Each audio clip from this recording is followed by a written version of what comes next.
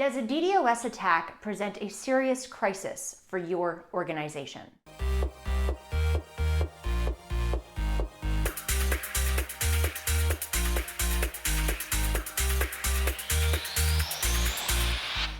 Hey everybody, Melissa Agnes here, and I'm here with this week's episode of the Crisis Ready video series, where I aim to help you implement a crisis ready culture, one tip, strategy, or case study at a time. So the DDoS attack that left so many of the world's leading websites to go crashing down, go dark a couple weeks ago has got a lot of people asking questions. Should we be planning, preparing, identifying a DDoS attack as a potential serious risk for our organization? So I want to address that question within today's Crisis Ready video. So firstly, it depends. So is a DDoS attack a crisis or a potential crisis for your organization? Really depends on your organization. So for example, if you have a website that is, it basically acts as a brochure for your organization. Maybe you have a great blog. Maybe you have, some updates that you do regularly. And if a DDoS attack were to occur, would that seriously present a risk to your business?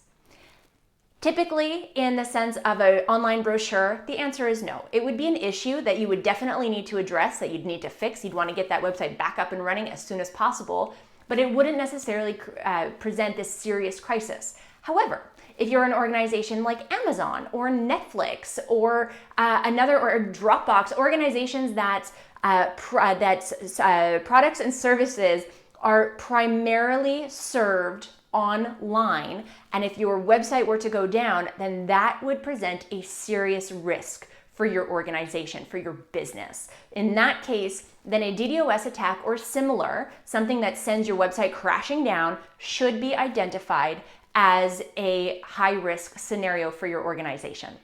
So that's the very first step that you need to take. You need to identify whether or not a DDoS attack is or presents a potential serious risk for your organization. Is it an issue or is it a crisis? If you identify a DDoS attack as a potential crisis for your organization, then you certainly want to encompass that, incorporate it into your crisis preparedness program. This means that you should certainly identify it as a high-risk scenario and that you should think through, what are you doing currently to mitigate this risk? Who do you need to work with to mitigate this risk or to continue to mitigate this risk?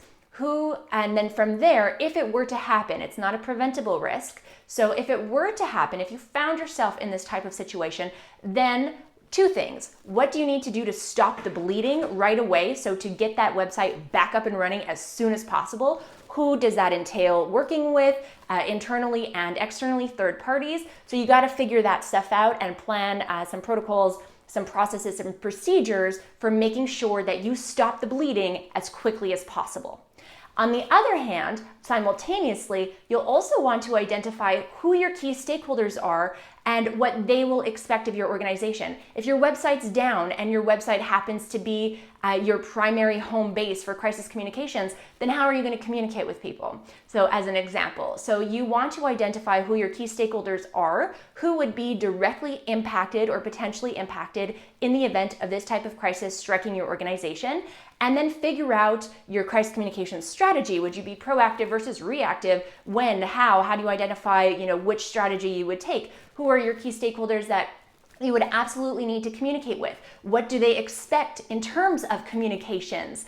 What's the means of communication? If your website's down, do you have other ways to reach them, streamline your communications directly to them so that they know what you're doing behind the scenes and what's happening so that they know that you are effectively managing the crisis, and so that they don't turn around and you don't lose brand equity or reputation as a result of the incident.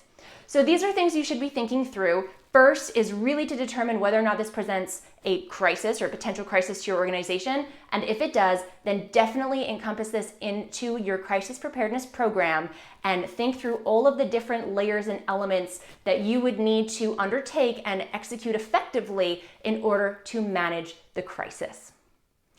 Anything else to add to this? I'd love to hear from you. You feel free to comment below this video or take to Twitter and use the hashtag #CrisisReady, and let's continue the conversation.